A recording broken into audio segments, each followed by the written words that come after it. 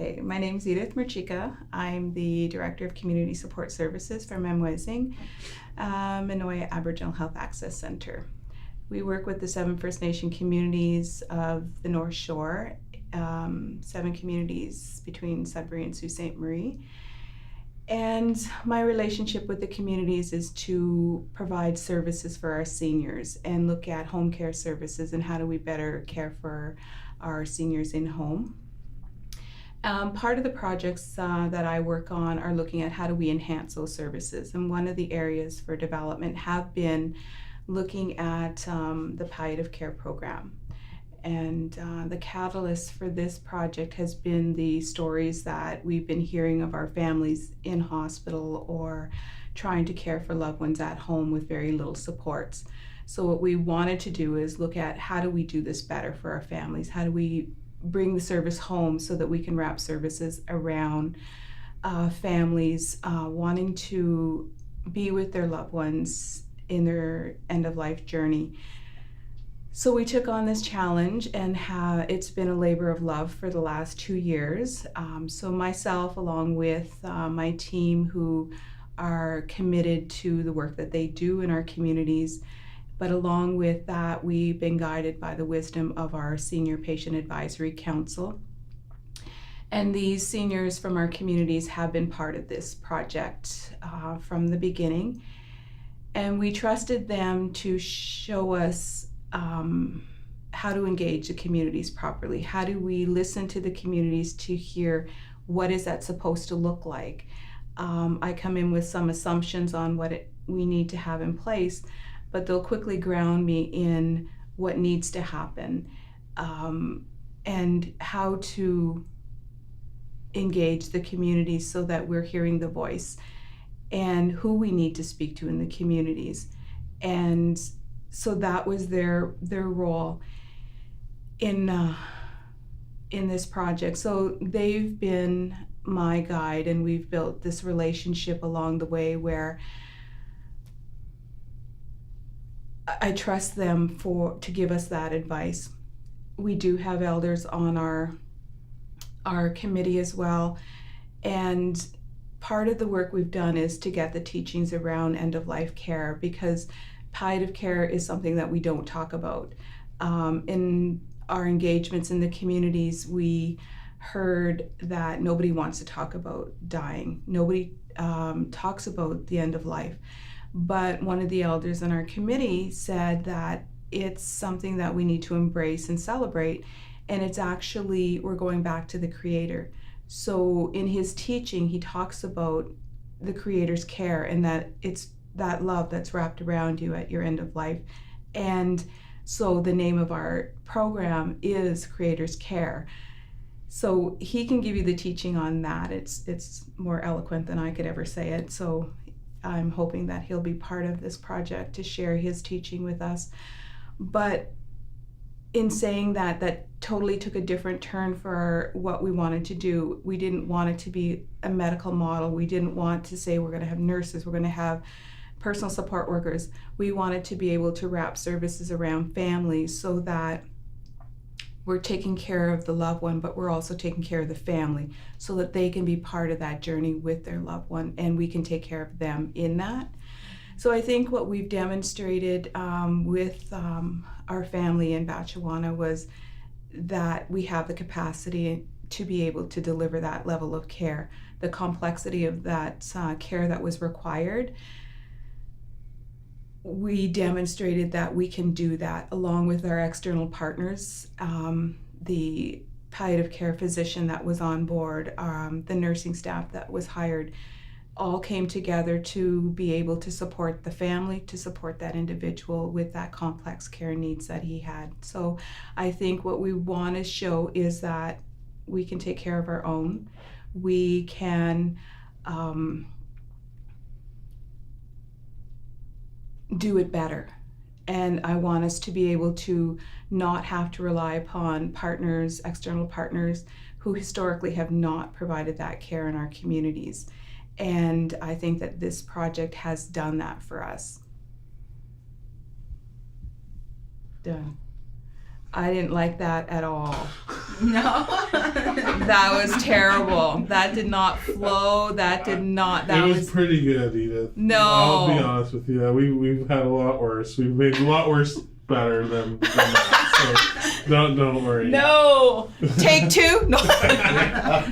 Okay, the part that I hated was when I was talking about the senior group. I think I didn't like how that came out. Sure. Well, if you want to. Okay. Yeah. Can I maybe do it tomorrow morning? With the senior? With the senior group. Yeah. Like, maybe we'll scrap this one and This one's really good, though. I don't know. I can take like a little snippet yeah. here and there. Like, it wouldn't be like a whole Maybe I'll do paragraph. part of it over where I talk about, like even the story around the creator's care. I totally sucked because it's Willard's story, and I'm hoping that he'll be able to share that. Mm-hmm. I don't know. I just didn't like it. Is there anything else you'd like to speak of while we're here? Because it definitely looks amazing in the cameras. So. Oh, I know this is nice in here, and we're going to be at the hotel tomorrow. Yeah. It looks gorgeous. Like, can we take this painting and Yeah. stick it on the wall? I know, so I'm going to have to get them to try and set up a nice room for us. We do have a smaller boardroom, so it's kind of, and they have natural light in that room. So we've done other interviews in there. Okay, so let me think then. Do I want to do part of this over? Or is there anything else about, like I said, your organization or anything, about coordinating so many different partners that are kind of all involved in delivering care in the end because of how complex the case was with them being from the States and all that. Like. Mm-hmm. Well, being here too, it's like, would it be different, like say, being in Serpent River with like having those external partners? Like, are the communities different from each other? Anything more broad like that? Okay. And you see where the problem is? So that morning that we met and when I was talking about the program, that's when you should have been taping me. Because then you didn't know anything about me. You didn't know anything about what we did, what our work was. But because you have some insight into our story, I think, they know that. Oh, I won't mention that. But because it was the first time. Yeah. But again, that day I was like kind of talking really too fast. And was I talking too fast this time? No, it was perfect. You did excellent. But I closed my eyes a lot, or I looked down, and I wasn't looking at you. You're looking down a little bit. I know.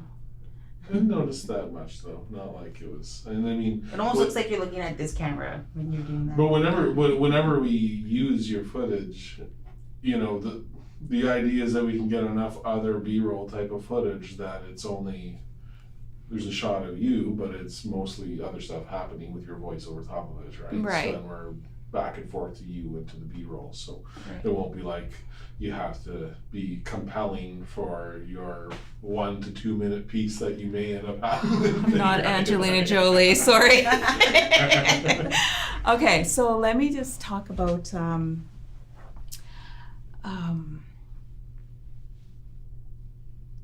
so the Community Support Services program works in conjunction with our home care services in our First Nation communities. The level of care that's provided by the home and community care is very limited. And our services are brought in to provide that enhanced level. So we have occupational therapy, physiotherapy. We have nurses on staff who assist with hospital discharge. We have assisted living services for high-risk seniors. So it's that next level of care to support our communities. And the work that we do, we're looking at gaps in services. Where are those needs that have been identified, and how can we work together to create these new programs to be able to serve our seniors better? So one of the opportunities that came up was the developing a palliative care program for First Nation communities, and that was a research project that was done out of Lakehead University. So we use that model in our development, and one of the main steps in that framework is identifying your catalysts. But for us, the catalyst has always been the experiences of our families in hospital with their loved ones who are passing. As you know, our families come together in great numbers when we need to be together, and in that environment in the hospital, there's not always the space to accommodate that, or there's not always the tolerance of that culture in the hospital setting. So it's not always been a good experience. And because we work with the families and we work with the seniors, we've seen firsthand some of that disparity and the experiences that our families have had with their loved one passing in that environment. And what we wanted to do was to look at how can we support families and their loved one in their place of choice. So we wanted to, if people wanted to come home to pass, then we wanted to be able to provide that service for them in their place of choice. So if they choose to come home to pass, our services would be there to support them and wrap around their families so that the families can be there. If they choose to be at the hospital, how can our services continue to follow them there in that environment to help create that environment where they can be with their loved one and not have to worry about the care. So really that was our catalyst. That's what we wanted to do. We wanted to bring the service back to the communities, and oftentimes we take care of our own families, but some of our community members don't have families to take care of them. So we would also be there as their family at that time. So we look at it that it's an opportunity and experience to be with individuals at their most vulnerable. And what a gift that is to be part of that. So the team that I work with, amazing group of people who just love the people. And that's what you want, is you want people to care enough to do the extra. And I think that's what our program brings, is that relationship. Done. Yeah, I'm all red.